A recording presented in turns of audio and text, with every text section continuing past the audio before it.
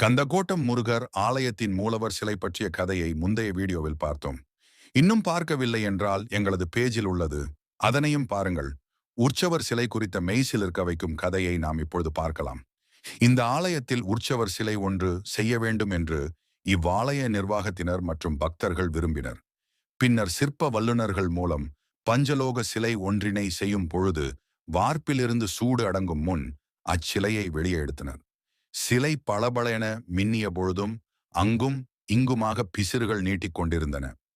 அவற்றை நீக்கி தூய்மை செய்யலாம் என்ற எண்ணத்தில் தலைமை சிற்பி வந்தபொழுது அவரது உடம்பெங்கும் தீப்பற்றியது போல் எரிச்சல் பரவி மயக்கமடைந்தார். மயக்கம் தெளிந்த அவர், இந்த சிலை சாதாரண சிலை இல்லை, தெய்வருள் உள்ள சிலை. இதனை தொட பயமாக உள்ளது. இதனை தூய்மைப்படுத்தும் சக்தி எனக்கு இல்லை என கூறி சென்று விட்டார். பின்னர் பிசிறுகளுடன் உள்ள சிலையை உற்சவராக உபயோகப்படுத்தக்கூடாது என கருதி அதை ஒரு அறையில் வைத்து பூட்டினர்.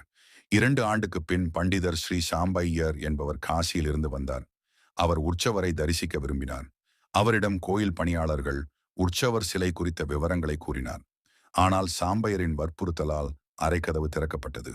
சிலையை கண்டு மெய்சிலிர்த்த பண்டிதர் நிர்வாகிகளிடம், இந்த சிலை இங்கு அருள் பாலிக்கும் மூலவர் போல அருள் நிறைந்தவர், இவரை தியானிக்கலாமே தவிர ஒளியால் செதுக்கக்கூடாது என கூறி, தான் ஆத்ம சக்தியால் தூய்மை செய்கிறேன் என்று கூறி சிலையை சுற்றிலும் திரையிட்டு உள்புறம் அமர்ந்த பண்டிதர் மந்திரங்களை ஸ்வரத்துடன் சொல்லச் சொல்ல சிலையில் இருந்த பிசிறுகள் உதிர்ந்தன.